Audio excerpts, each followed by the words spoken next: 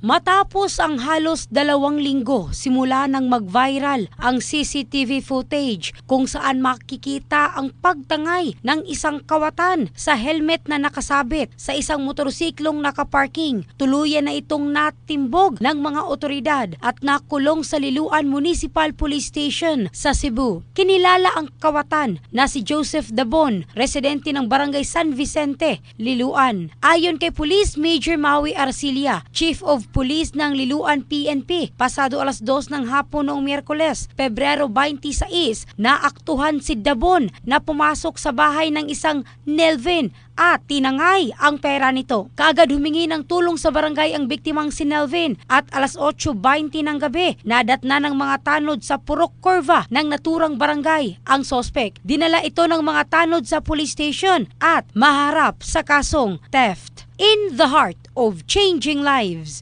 ito si Michelle Craste ng Brigada News Philippines, the Music and News Authority.